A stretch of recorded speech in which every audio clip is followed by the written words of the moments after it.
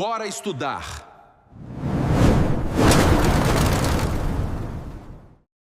Hoje a gente vai entrar de cabeça num período que é, sem exagero, uma verdadeira tempestade perfeita da nossa história, o Primeiro Reinado.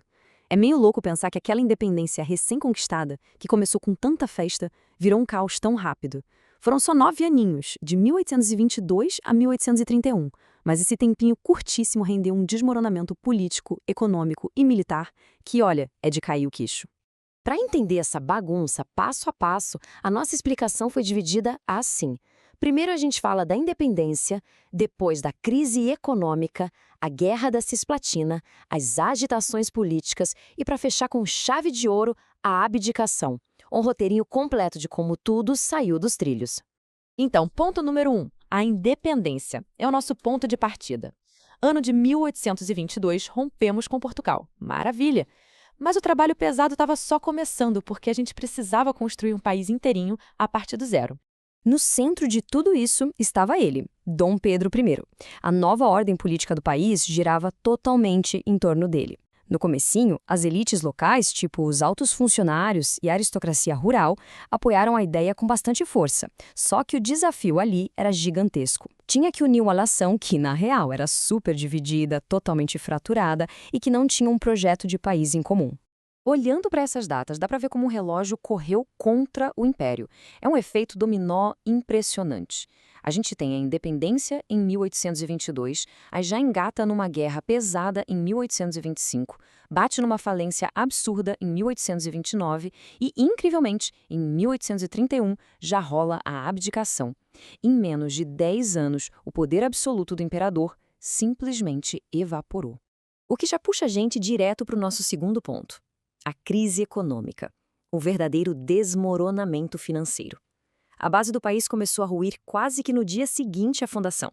Tem um número que explica muita coisa dessa ruína: 15%.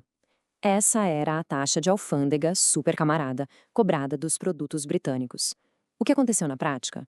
O mercado brasileiro foi engolido por mercadorias gringas muito baratas. Isso sufocou qualquer tentativa de nascer uma indústria local e criou uma dependência econômica que o Brasil ia sentir por muitas e muitas gerações. A partir daí, a bola de neve só cresceu. Além dessa concorrência britânica desleal, as exportações das nossas estrelas da época, que eram o açúcar e o algodão, despencaram lá fora. O governo ficou sem dinheiro e fez o quê? Começou a pegar empréstimos e mais empréstimos com a Inglaterra. E a solução mágica, entre aspas, para tapar o buraco aqui dentro, foi imprimir dinheiro sem parar. Bom, R$ 1.000 derreteu, a inflação foi parar na estratosfera e o custo de vida literalmente esmagou a população no dia a dia. O fundo do poço chegou em 1829 com a falência do Banco do Brasil. Aquele mesmo banco que Dom João VI tinha criado lá em 1808 não aguentou o tranco da sangria financeira. É muito assustador pensar na escala disso. Um império gigantesco quebrando de forma vexatória com meros 7 anos de idade. A gente estava literalmente no vermelho. Indo para o ponto 3, a Guerra da Cisplatina, o nosso grande ralo de dinheiro. Afinal, a economia não quebrou do nada. Ela estava conectada ao dreno absurdo de um conflito militar no sul que parecia não ter fim. Entre 1825 e 1828, o Brasil entrou em choque direto com as Províncias Unidas do Rio da Prata, que hoje a gente chama de Argentina. A treta era pelo controle da província Cisplatina, uma área que tinha sido anexada anos antes. Começou um movimento de independência por lá, os argentinos deram aquela força e o Brasil se viu forçado a bancar uma guerra insustentável. E o passo a passo dos gastos dessa guerra é uma verdadeira tristeza. O Brasil sofria um revés atrás do outro nas batalhas. Para tentar virar o jogo, contrataram comandantes e mercenários europeus que cobravam o olho da cara. E adivinha de onde saía a grana para pagar essa turma? Exatamente, de mais e mais empréstimos com bancos ingleses. Resultado final, o Tesouro Nacional foi raspado até o tacho. O saldo dessa brincadeira super cara foi um fracasso monumental. A paz só saiu porque a Inglaterra meteu o bedelho. Afinal, a guerra estava atrapalhando os negócios deles. O Brasil perdeu o território todinho, que virou a República Oriental do Uruguai, e de quebra ainda herdou uma dívida catastrófica por uma guerra que sequer ganhou. Isso leva a gente direto para o ponto 4, as agitações políticas, a nossa fratura interna. Com os cofres vazios e uma derrota militar pesando na conta, o foco vira para o clima aqui dentro. E olha, a oposição estava afiando as garras. A sociedade simplesmente rachou ao meio. De um lado, a facção dos chamados brasileiros, uma galera de viés mais liberal que pedia a descentralização do poder e batia de frente com o autoritarismo do imperador. Do outro, os portugueses, uma turma de tendência absolutista, cheia de grandes comerciantes do varejo que eram aliados e super protegidos por Dom Pedro I. Ficar administrando esse atrito o tempo todo deixou o império completamente insustentável. E o Dom Pedro foi cavando o próprio buraco, ficando cada vez mais isolado. Para se ter ideia, ele governou de forma absolutista, sem o legislativo até 1826, o que deixou as elites da época possessas. Para piorar, quando o pai dele, Dom João VI, morreu, ele se meteu na sucessão do trono português. Isso gerou um pânico generalizado na galera daqui. O medo de que o Brasil fosse recolonizado era real e espantou de vez qualquer apoio que ele ainda tivesse.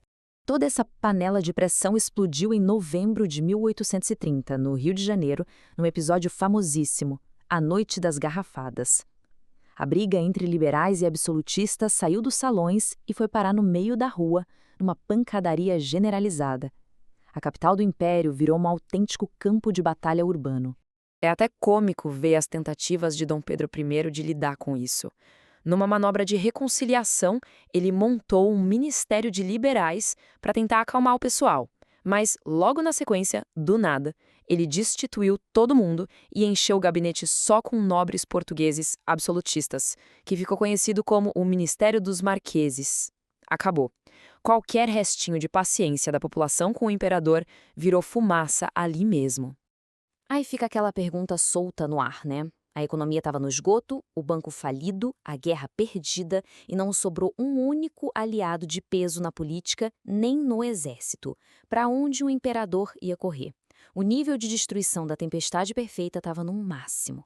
E assim, a gente chega ao quinto e último ponto: a abdicação. A cortina se fecha para esse nosso agitado primeiro reinado.